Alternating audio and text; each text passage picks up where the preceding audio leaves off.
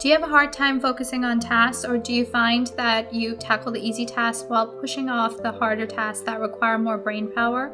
Hey there, I'm Tons. Welcome to my channel.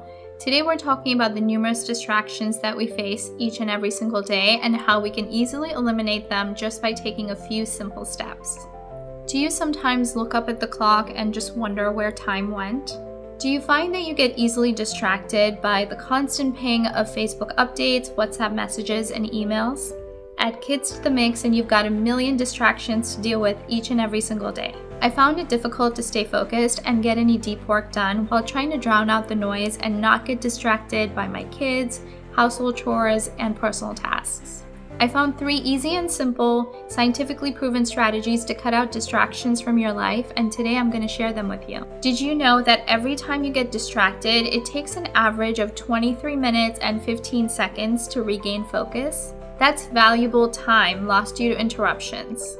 According to research, even brief interruptions can significantly impair our cognitive performance. Neuroscience calls this the cognitive cost. It's the toll that our brain pays when we switch between tasks.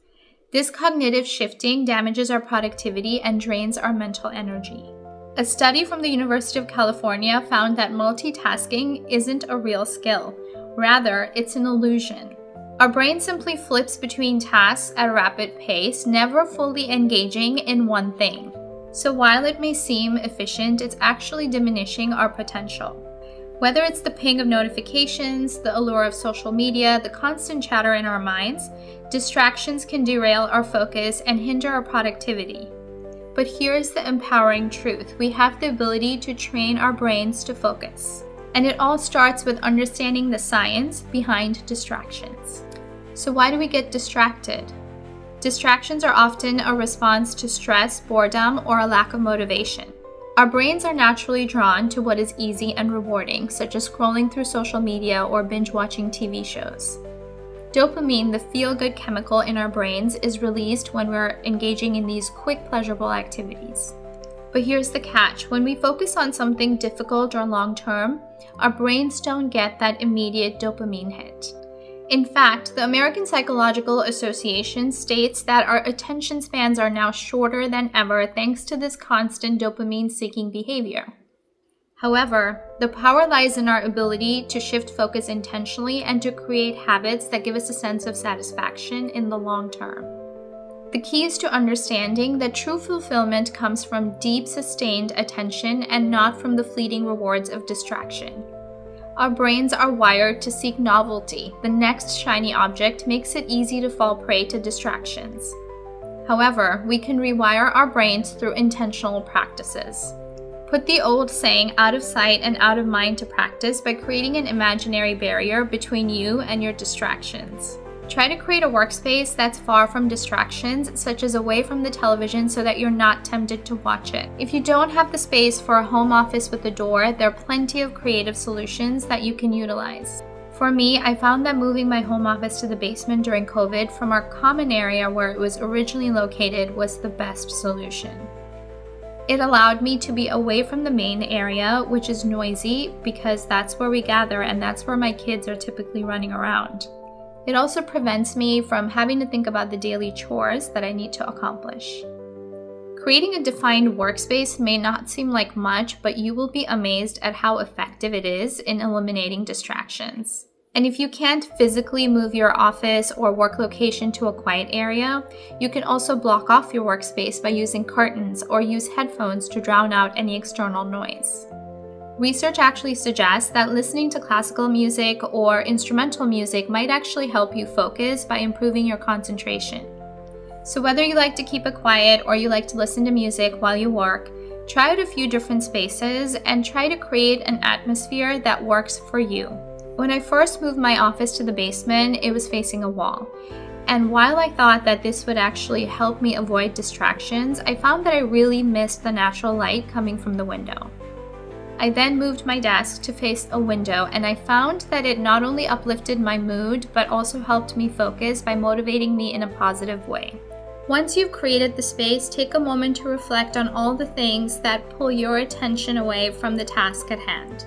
Is it your smartphone, email notifications, or is it simply your internal thoughts? Awareness is the first step toward change. And let's face it, smartphones are one of the biggest sources of distraction in our modern day lives. Did you know that an average person checks their phone about 58 times a day?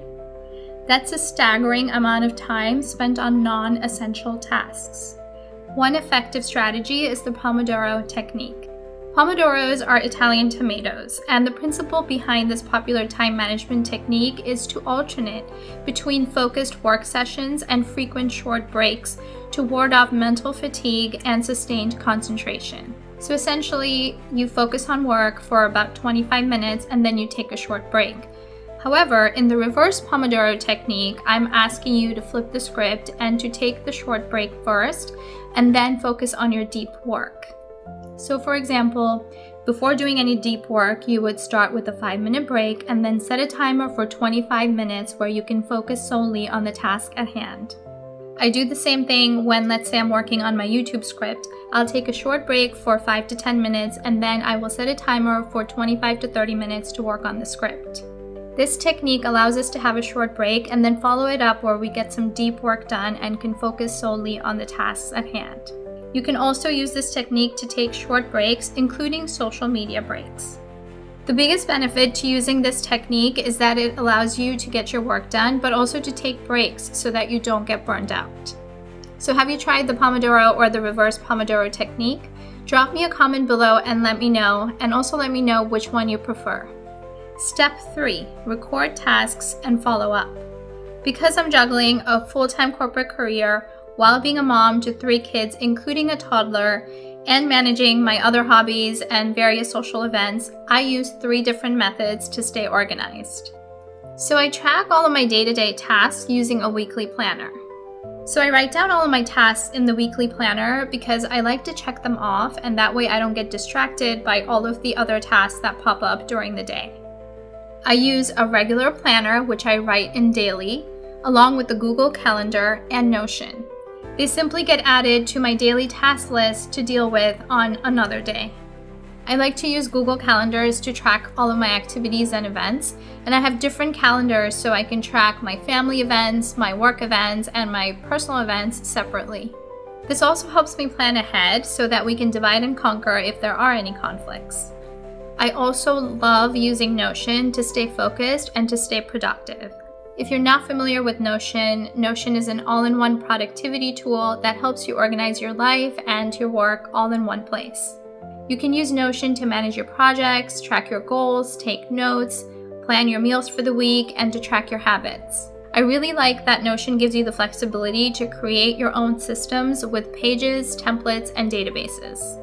With Notion, you can stay focused, streamline your tasks, and bring order to the daily chaos. Leave me a comment below and let me know if you're currently using Notion or if you would like me to create a video on how to use Notion.